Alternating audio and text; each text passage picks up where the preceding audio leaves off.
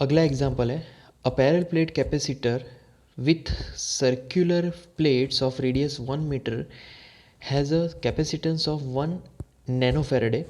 At t is equal to 0, it is connected for charging in series with a resistor R is equal to 1 mega ohm across a 2 volt battery, right, which is shown in figure. Calculate the magnetic field at a point P halfway between the center and the periphery of the plates after t is equal to 10 raised to minus 3 second. The charge on the capacitor at time t is q of t is equal to cv 1 minus exponential bracket minus t upon tau, where the time constant tau is equal to cr, right. तो पहले question को हम लोग समझ लेते हैं कि जो हमारे पास पैरेलल प्लेट कैपेसिटर है वो सर्कुलर प्लेट है और जिसका रेडियस है 1 मीटर और इसका कैपेसिटेंस जो है वो है 1 नैनो फैरेड है, राइट। अब जब t is equal to 0 time है, राइट, तो उसको हमने कनेक्ट किया है चार्जिंग के लिए सीरीज़ में और रेजिस्टेंस है हमारा 1 मेगा ओम, राइट। और 2 वोल्ट की बैटरी यहाँ पर यूज़ हो रही है चार्जिंग के टाइम। अब यहाँ पर पहले तो P पॉइंट पे मैग्नेटिक फील्ड फाइंड करना है, राइट। और टाइमिंग यहाँ पर है t is equal to 10⁻³ second, right. तो यहाँ पर सभी डिटेल्स दी गई है, राइट। तो एज ए रिज़ल्ट यहाँ पर जो टाइम कांस्टेंट है, तो टाइम कांस्टेंट की यहाँ पर जो वैल्यू है वो है 10⁻³ सेकेंड, बेसिकली वो c इंटू आर होगा, राइट। अब यहाँ पर चार्ज की अगर बात करें तो चार्ज को हमें यहाँ पर फॉर्मूला के फॉर्म में दिया गया है q of t, right, is equal to c into V capacitance into voltage, right, bracket 1 minus exponential bracket यहाँ पर आएगा minus T, right, time interval upon tau, right, bracket complete, right, bigger bracket completes, okay. तो यहाँ पर ये equation आ गया। अब values put करें तो पहले कैपेसिटेंस की बात करें तो कैपेसिटेंस बेसिकली 2 नैनो फैरेड है। नैनो फैरेड मीन्स यहाँ पर 10⁻⁹ आ जाएगा, राइट। उसके बाद ब्रैकेट में सभी values as it is 1 minus exponential, right, exponential, then bracket minus t upon यहाँ पर आएगा 10⁻⁻³ जो कि हमें टाउ दिया गया है, right, and then last bracket completes, okay. अब यहाँ पर इलेक्ट्रिक फील्ड जब टी टाइम पे है तब हम लोग फाइंड करेंगे प्लेट्स के बीच।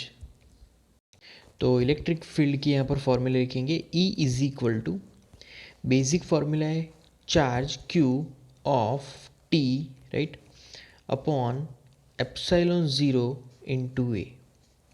ये हो गया इलेक्ट्रिक फील्ड की फॉर्मूला है यहाँ पर। अब यहाँ पर जो चार्ज है, राइट, बेसिकली चार्ज की अगर बात करें तो चार्ज अपॉन यहाँ पर आएगा पाई मतलब कि एरिया, राइट। एरिया बेसिकली यहाँ पर क्या होगा πr²। अगर हम लोग ब्रैकेट में यहाँ पर लिखे तो ए कैपिटल ए मतलब क्रॉस सेक्शन एरिया यहाँ पर πr² आएगा, बट r यहाँ पर रेडियस कितना है 1 मीटर, तो इसीलिए यहाँ पर 1² डायरेक्टली, इसीलिए यहाँ पर आएगा पाई इंटू फिर यूनिट अगर लिखे तो मीटर स्क्वायर, π m² आ जाएगा area, right, of our capacitor circular plate, right.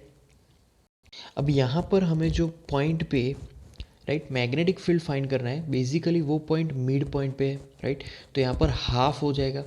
तो इक्वेशन अगर लिखी जाए मैग्नेटिक फ्लक्स की, राइट, तो मैग्नेटिक फ्लक्स से पहले इलेक्ट्रिक फ्लक्स की अगर इक्वेशन देखी जाए तो इलेक्ट्रिक फ्लक्स यहाँ पर आएगा 5E is equal to electric field into area, right, यहाँ पर आएगा एरिया ऑफ लूप, ओके।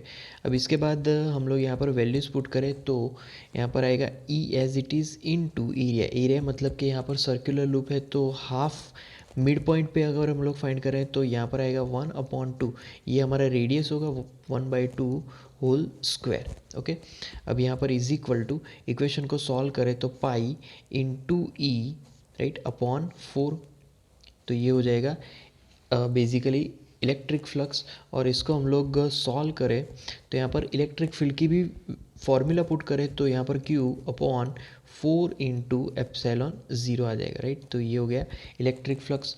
अब यहाँ पर डिस्प्लेसमेंट करंट की फॉर्मूला पुट करेंगे, राइट। तो डिस्प्लेसमेंट करंट की फॉर्मूला यहाँ पर हो जाएगी ID। तो displacement current I D is equal to basically epsilon 0 into d phi e upon d t, right. ये हो गया डिस्प्लेसमेंट करंट। एंड अब हम लोग यहाँ पर अगर वैल्यूज़ पुट करें तो यहाँ पर क्या आ जाएगा 1/4, राइट, क्योंकि डी फाई जो वैल्यू हमने फाइंड की है, राइट, अकॉर्डिंग टू दैट 1/4, और यहाँ पर हम लोग लिखेंगे D Q upon d T. तो ये हो गया डिस्प्लेसमेंट करंट का फॉर्मूला। अब हम लोग उसको एक्सपोनेंशियल के फॉर्म में अगर लिखें तो इज इक्वल टू यहाँ पर आ जाएगा 0.5 इंटू 10⁻⁻⁶, राइट। एक्सपोनेंशियल में यहाँ पर आएगा -1।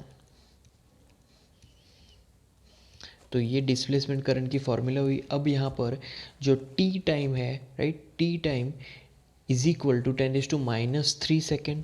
तो for T is equal to 10⁻³ second, right, by Maxwell Ampere law, right, उसके अकॉर्डिंग अगर इक्वेशन लिखी जाए तो b इंटू, राइट, 2 इंटू यहाँ पर आ जाएगा हाफ 1/2।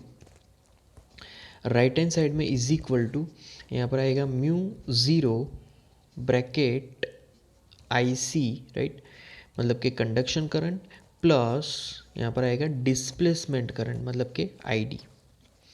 तो ये बेसिक फॉर्मूला होगी। अब यहाँ पर वैल्यूज पुट करें तो इज इक्वल टू μ0 यहाँ पर IC मतलब कि यहाँ पर 0 आएगा, 0 प्लस ID मतलब कि डिस्प्लेसमेंट करंट, राइट।